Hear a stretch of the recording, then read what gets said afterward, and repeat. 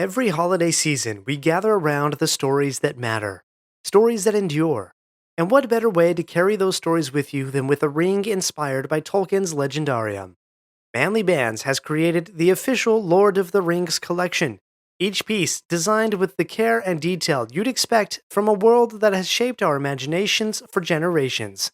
I wear the Aragorn ring. It reminds me daily of strength, hope, and timeless courage. To find your exclusive discount code for 25% off your manly band, visit ringspodcast.com and tap the gold bar at the top. This holiday, give something that lasts longer than a season.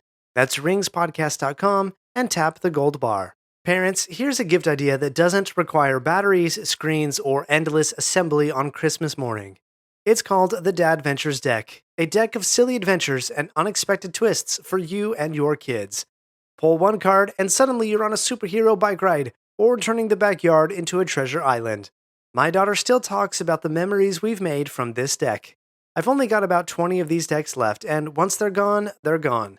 So if you want a simple way to spark memories with your kids this holiday season, go to ringspodcast.com/deck. Again, that's ringspodcast.com/deck. Start making more epic memories with your children today.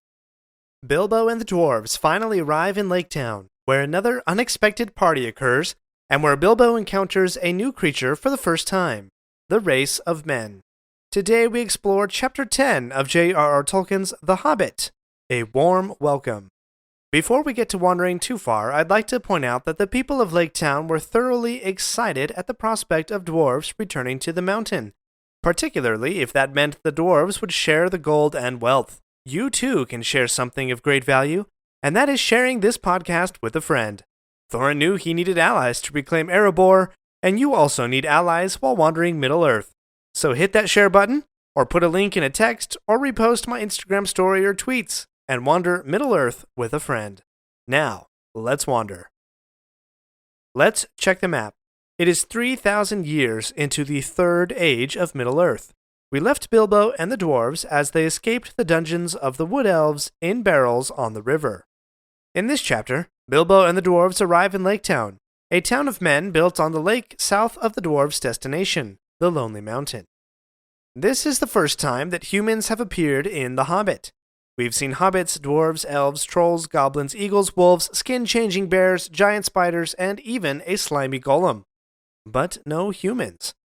Let's take a look at what this chapter reveals about this new species, the race of men. The first clue is about where men live. Quote, "A great bridge made of wood ran out to where on huge piles made of forest trees was built a busy wooden town. Not a town of elves, but of men, who still dared to dwell here under the shadow of the distant Dragon Mountain." Let's unpack this a bit. Unlike the elves, goblins, and really all the other races we've met so far, the men actually build their own dwellings. While the other races range from using simple shelters that nature provides, like the cave of the trolls, to shaping or molding nature to their own purposes, like the caves of the elves, it's men who view nature as a resource and use it for their own means. They've chopped down the forest trees and placed them in the water as the foundation of their town. Men build, in contrast to the other races. Also, this town is busy. We'll dig into this more in a moment, but for now it's enough to know that men are busy, like Beorn's bees, doing their work and trade. But men are also daring. I'm not sure it's prudent to maintain a town mere miles from a dragon's mountain, but for whatever reason, these men choose to do so. In contrast to the elves, and Elrond in particular, who seems to hold all the memory of Middle-earth, the race of men seems to have short memories. Here's a few lines. Quote, "But men remembered little of all that, though some still sang old songs of the dwarf kings of the mountain." Quote, "Some of the younger people in town openly doubted the existence of any dragon in the mountain, and laughed at the greybeards and gammers, who said that they had seen him flying in the sky in their young days." So men seem to not remember well the dangers of the past, and while that may serve them in their valor, it can also lead them to mistakes. Also note the references to greybeards and gammers, which I think is the best description of senior citizens that only Tolkien could provide. This is the first mention of an old person in The Hobbit. Remember, in the cosmology of Middle-earth, the race of men are mortal and live quite short lives compared to the immortality and long life of the elves. With nearly every other race, we're given snippets of songs. Those songs reveal a lot about the race. The dwarves long for gold, the elves love their jokes, the goblins are cruel. Men, though, don't seem to have a lot of songs, or at least have comparatively fewer. And the one that the narrator records is quite different from the elf song. The elven and goblin guards both had songs to sing as they marched the dwarves to their kings, but the human guards here have no song to sing as they lead Thorin and company to the town master. While the elves of Rivendell used silly words, the Song of Men has much more straightforward words and simple rhymes.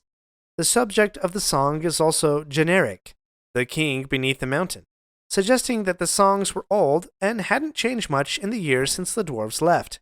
In contrast, the elf song was specific for that moment, calling out Bilbo's name and the wagging beards of the dwarves, suggesting that song-making was new and fresh and a skill that the elves were prone to sharpen and employ.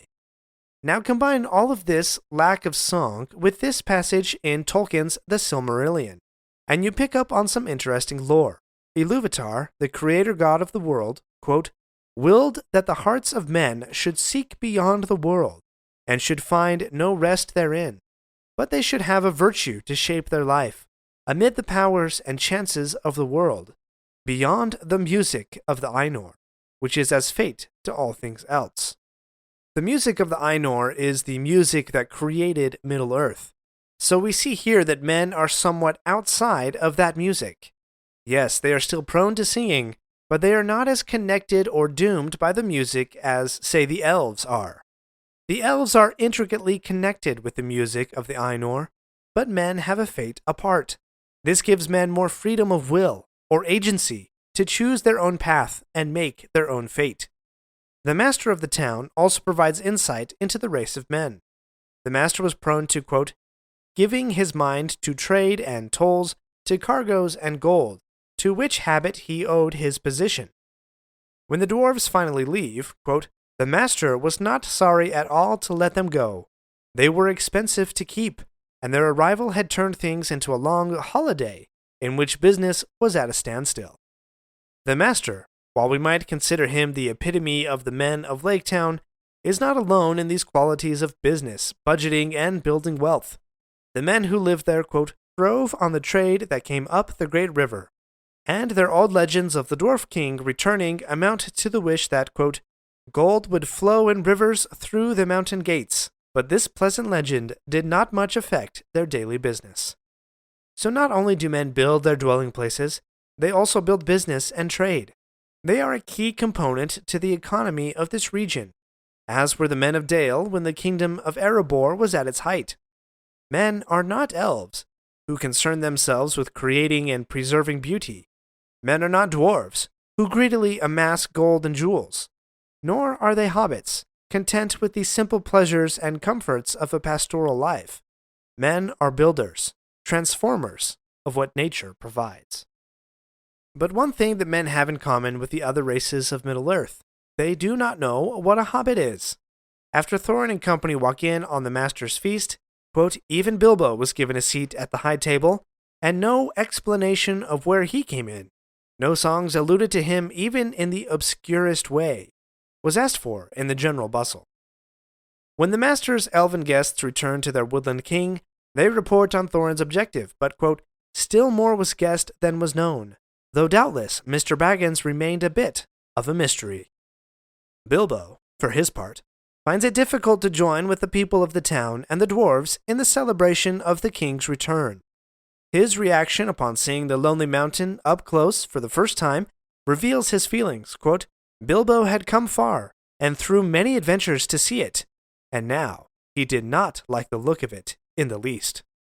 Bilbo's ominous feeling only grows as he continues to float down the river, quote, he did not like the way the mountain seemed to frown at him and threaten him as it drew nearer and nearer. Even though the Lake Town residents and the dwarves are singing songs of the dragon's sudden death, and the dwarves' feelings towards Bilbo are growing even more positive, Bilbo, quote, had not forgotten the look of the mountain, nor the thought of the dragon. When the company finally leaves for the mountain, quote, the only person thoroughly unhappy was Bilbo. Bilbo is the only one who is not celebrating before the work has been completed. The mountain, though closer than ever before, seems like a faraway goal that may never be achieved. How similar this feeling is to that very first unexpected party all those months and miles ago, when the mountain was far away, and Bilbo's growing uncomfortableness drew him into, quote, this silly adventure. In fact, there's quite a few similarities with this chapter to the very first chapter of the book, but we'll get to that right after this short break. We're not done yet. If you like this episode, please leave a review and share with your friends. And remember to subscribe if you haven't already. We'll be right back. Every holiday season, we gather around the stories that matter, stories that endure. And what better way to carry those stories with you than with a ring inspired by Tolkien's Legendarium? Manly Bands has created the official Lord of the Rings collection, each piece designed with the care and detail you'd expect from a world that has shaped our imaginations for generations. I wear the Aragorn ring. It reminds me daily of strength, hope, and timeless courage. To find your exclusive discount code for 25% off your Manly Band, visit ringspodcast.com and tap the gold bar at the top. This holiday, give something that lasts longer than a season. That's ringspodcast.com and tap the gold bar. Parents, here's a gift idea that doesn't require batteries, screens, or endless assembly on Christmas morning. It's called the Dad Ventures deck, a deck of silly adventures and unexpected twists for you and your kids.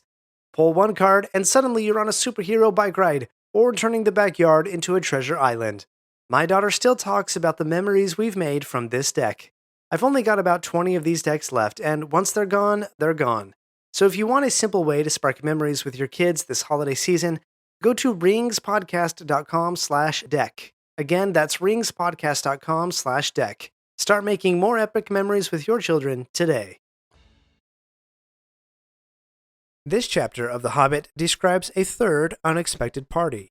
The first was in Bilbo's house in the Shire, the second at Beorn's house after the mountain passage. This unexpected party has some similarities with the first, but also some differences.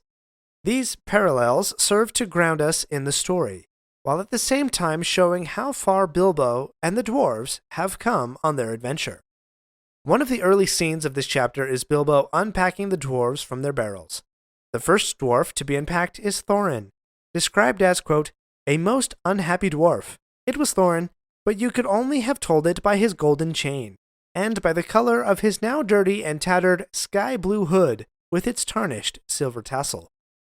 Contrast that to the Thorin who appears on Bilbo's doorstep, quote, Thorin indeed was very haughty, and said nothing about service. And he has a, quote, sky-blue hood with a long silver tassel. Thorin is still the haughty, grumpy dwarf he was, even though his royalty-marking clothing has been worn down by the weary road. The dwarves are also freed from their barrels in nearly the same sequence as when they arrived at Bilbo's house. Dwalin and Balin are first, followed by Bifur and Bofur, then Fili and Kili, and then all the rest. Thorin's comment even calls back to those main themes we explored in the first chapter, specifically the themes of uncomfort, unexpectedness, and the polite offering of service. Here Thorin says, quote, I suppose we ought to thank our stars and Mr. Baggins. I am sure he has a right to expect it, though I wish he could have arranged a more comfortable journey. However, in contrast to the doubt and disbelief that the dwarves have towards Bilbo in the beginning, they now look to him to solve their problems. Thorin asks what the next move is, and Bilbo responds, quote, I suggest Lake Town. What else is there? Even the songs in each of these unexpected parties is similar. In the first chapter, at Bilbo's house, the dwarves sang of the might and wealth of the kingdom of Erebor, even with the promise of returning to reclaim their homeland and their wealth. While in this chapter, the songs of Lake Town speak of the dwarf king's return and rivers of gold flowing from the mountain. And remember all those bright-colored hoods from chapter 1? Each of the dwarves had different colored hoods: purple, gray, brown, white, yellow, blue, dark green, pale green, and sky blue. Well, while in Lake Town, the dwarves regained their strength and were, quote, fitted out in fine cloth of their proper colors. Yet both chapters end with a similar feeling. In Chapter 1, Bilbo has uncomfortable dreams as Thorin hums the Misty Mountain song in the next room. And in this chapter, Bilbo is, quote, thoroughly unhappy as they start their final journey. Both of these unexpected parties parallel each other, yet differ in some specific ways, not the least of which is Gandalf's absence in the Lake Town party. These parallels help us see Bilbo in a new light. He no longer is a little fellow bobbing on the mat, but the acting leader of the company, even though he is still apprehensive about the whole affair. Yet he overcomes that feeling and continues on with the dwarves, days away from his attempt to burglarize gold from a dragon. Certainly, that is something unexpected for a Baggins. Join me in the next episode, where we compare this chapter to Peter Jackson's film, and the differences in adaptation go from cringeworthy to downright disgusting. Thanks for wandering Middle-earth with me today.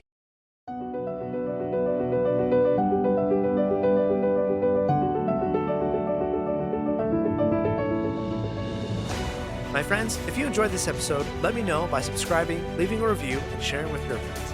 Follow me on Facebook or Instagram at Lore of the Rings Podcast. For feedback on the show, please email me using the link in the show notes. Until next Thursday, remember, not all those who wander are lost. Every holiday season, we gather around the stories that matter, stories that endure. And what better way to carry those stories with you than with a ring inspired by Tolkien's Legendarium? Manly Bands has created the official Lord of the Rings collection, each piece designed with the care and detail you'd expect from a world that has shaped our imaginations for generations. I wear the Aragorn ring. It reminds me daily of strength, hope, and timeless courage. To find your exclusive discount code for 25% off your Manly Band, visit ringspodcast.com and tap the gold bar at the top. This holiday, give something that lasts longer than a season. That's ringspodcast.com and tap the gold bar. Parents, here's a gift idea that doesn't require batteries, screens, or endless assembly on Christmas morning. It's called the Dad Ventures deck, a deck of silly adventures and unexpected twists for you and your kids. Pull one card and suddenly you're on a superhero bike ride or turning the backyard into a treasure island. My daughter still talks about the memories we've made from this deck. I've only got about 20 of these decks left, and once they're gone, they're gone. So if you want a simple way to spark memories with your kids this holiday season, go to ringspodcast.com/deck. Again, that's ringspodcast.com/deck. Start making more epic memories with your children today.